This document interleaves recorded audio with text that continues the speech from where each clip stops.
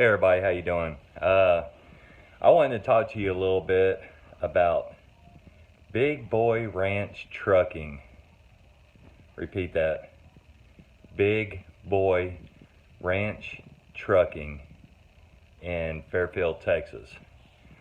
Sand hauler, they do pneumatics, and I think they recently started doing the boxes. So anyway, I wanted to tell you about my experience being there for the last 3.5 days. You got that right, 3.5 days. Wasn't that long.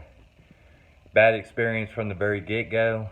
And I want to talk to you about it. So if you're a owner-operator thinking about leasing on or being a company driver for the owner, I won't say his name, but let's just call him Jay, for Big Boy Ranch Trucking in Fairfield, Texas. So I just recently got a text from the guy that I was running with for those 3.5 days, and we got sent out Thursday night, and now it's Sunday night, and he's still sitting on his first load. So not making a whole lot of money at all. And I actually left yesterday, and I'm about to tell you why I left yesterday. Jay is recently started this company, or he took over the company, not exactly sure, and don't have the exact details, so I won't elaborate too much on it because I don't want to speculate. I'm only here to give you the facts of what I went through. So cut through the chase. Thursday, we got there Wednesday morning for orientation. HR came in, talked to us, we filled out some paperwork and everything like that for insurance and things of that nature. And then Jay came in and talked a lot, likes to tell stories. And then we all jumped into everybody's cars at the Sam's restaurant in Fairfield, where we had the orientation in the banquet room. And we went out to what he calls the ranch, which is normally known as the yard in normal trucking terms, but he calls it the ranch. And very proud to say that we had to mind our P's and Q's because he was inviting us to his house. So very egotistical in my point of view. So anyway, we jumped in the vehicles and we drove about 12 miles out and went to I'm going to call it the yard. Went to the yard, but we're at the Big Boy Ranch Trucking yard, and he was going to train us on how to do the boxes and securement on the step decks, because that way if there's not enough pneumatic loads, you can do the box loads, so to keep everybody busy. Which, mind you, my buddy is still sitting with a load on, and started Thursday night, now it's Sunday night. So if that tells you anything, and I'm going to lead up more to that. So anyway, Thursday night, evening, we get done with our PEC training, because I wasn't certified, but now I am. And Jay comes in to the safety company and trying to get everybody going, and he tells us to go out there so we can get our chains cut, get our straps and our equipment for the boxes so we can get going. Now mind you, we were there at 8 o'clock starting with the PEC training, and we finished up about 5 p.m. And Jay comes in there and tells us to get over there to the yard, or the ranch, so we can get that going, because he wants to send us out to Mansfield, Louisiana. Which, if you look at it by the DOT hours, that's not very much running legal, which he stresses they are not an outlaw company. So anyway, we're up all day. We get there to the ranch. He's taking care of something else, and he gets there about 2 hours later. We're sitting, get our chains cut for the loads and everything else. We don't even have bill of ladings. Hadn't been shown how to fill them out or anything like that. Their e-logs is an app on the phone, which is fine. And then he told us to download another one for a backup in case we don't have signal. Again, he stresses, don't run outlaw, don't run illegal. It's like, okay. So we had to wait for one of his people to come and bring us a bill of ladings. They get there and do that. So the truck that I was in had less than an eighth of a tank, and my buddy, the guy that I was running with, is sitting out there now for 3 days on one load. His car was in town, and he wanted to bring it back over to the yard.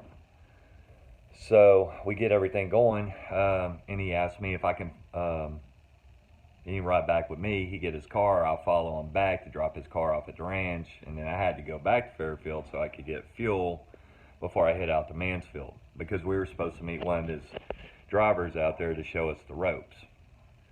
So we get all that, we get to Mansfield, we call the driver ahead, and no answer. So we drive to Mansfield, we get there to the truck stop, and then the driver calls. He goes, well, I left, I went back to Fairfield. So basically we were told, figure it out on your own, which is like, all right, well, we can do that. So at 1 p.m. on Friday at 1 p.m. our 10-hour breaks up. So we get in touch with dispatch. They don't even have us logged in. Now this whole time, Jay was like, go, go, go, go, go, go, go, go. And you'll hear him say that at the orientation. It's very much hurry up and go, hurry up and go. So anyway, we're waiting and to get set up in the system. About 5 o'clock, we get directions from the dispatch to go get our trailer, because we bobtailed down there, and we were going to then go get a box. So we did that. We got the trailers. The directions were good. Now to go get the box, the directions were messed up. Totally different road. Couldn't find it on the map. So we were running up and down that road trying to find it for hours. And we said, you know what, we'll give it a shot at daylight. From what we heard, the well was down, which it was. So that morning we get a call from Jay. Man, what's going on? Company man's waiting for you. You can't be messing around like this. Well, we've already heard that the well's down and nobody's moving, because hence my driver, my buddy that I was running with, we'll call him D, is still sitting on his first load right now as we speak, 3 days later. All right. So anyway, that morning we get in touch. We get the right directions. They get in touch with a guy that's already there at the staging pad. And anybody that's hauled sand knows you got a staging pad and then you got your location. So we were instructed to go to the staging pad, and then we'll go pick up an empty box at the location whenever they have one. So we're like, all right, cool. So we finally get the right directions, get right there. Boom. Check in with the coordinator there at the staging pad. Say, hey, we're here. He goes, well, the well is down. So obviously the company man was not looking for us if the well's down, right? So that was a little red flag.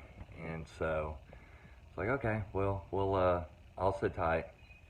So I met up with two of the guys that we met up there at orientation, and we were outside talking about the trucks. And I left my phone in the truck, and I was like, oh man, I need to find out, if my wife called or anything. So I went to go get my phone, and I get a text message, and 3 missed calls from Jay. And then he sent a text to dispatch, hold all loads on unit 9008, which was my unit. And then it takes, Eric, you need to call me when you get off location. I was like, well, that's weird because I've never been on location. I was on the staging pad. So I call, and he goes, hold on. And he puts HR on the phone. And I was a driver for an owner-operator, which I was getting 25% of the load. So he's getting those people on the phone, and I'm thinking this had to do with the directions that we couldn't get to the staging pad that night. And I was like, all right, well, I think this is a little bit extreme, and the well was down, so I thought it was just a little bit extreme. But anyway, I just went with it. We'll turn this 30-minute call into the short version. We'll go in short. he received a call from the company man on location that I was talking smack about Big Boy Ranch trucking on the radio. Now, the day before, whenever we were waiting to get put on dispatch, my CB was not working in the truck. And I told the owner of the truck this. And in fact, D, the guy that I was running with, he gave me his spare radio to put in the truck so I could have that. Didn't work. The antennas or something was wrong with it, and I didn't have a chance to go by a truck stop to get some antennas or have a CB guy look at it because I just wasn't that proficient at CBs. That's my weakness. So, and I have no shame in saying that. So anyway, so I had no radio. So, all right, back. He's all in the call, and got HR on the call on Saturday. Got the owners of the truck, got myself, and got Jay, the owner of Big Boy Ranch Trucking out of Fairfield, Texas. And he proceeds to tell me that I was on the radio on location saying smack about his company and talking about the owner of the truck. And he asked me if I was in the short nose Freightliner Cascadia, a white one. And I said yes. And he goes, do you drive for a female? And I was like, yes. And so he proceeds to tell stories of how bad it is about talking smack about the company and how he's fired people for doing stuff like cooking on location and a bunch of other stuff. At first, I was just looking at the phone and I was like, what? And so anyway, I let him go on. About 20 minutes into it, I say, hey Jay, can I say something for a minute? He goes, sure, go ahead. I was like, my radio doesn't work. I have not even been on location. And I was outside talking to two of your other drivers in Unit 9007. And the other one's an owner-operator. He drives a white Cascadia condo. So I didn't get his name, real nice guy. But all three of us were out there talking. And the only coordination that I've had with any company man was a coordinator that was at the staging pad, because I was still waiting to go in to get a box. So I explained that, and not an apology or not my bad or let me look into it, I may have the wrong thing. His response was, well, you needed to hear that. No, I didn't, because I didn't do anything wrong, and I'm being accused of something that is totally provable with 4 witnesses, actually 5, and a radio that wasn't working. So, I thought about that. It's been a day and a half, and I still hadn't got a load yet. And mind you, my buddy out there is still sitting on the staging pad, waiting to go get offloaded on his first load. So he's not making a whole lot of money. Now, Jay has told us that he dropped his rates to 10%, and he's trying to get as many trucks on as he can. And that raised eyebrows.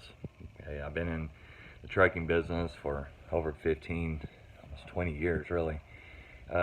Different fields, oil field, chemical side, over the road, local. But when he said that he dropped his rates down to 10%, he's trying to get as many trucks on as he can, and kind of raised an eyebrow. And you got to think about that being an owner-operator.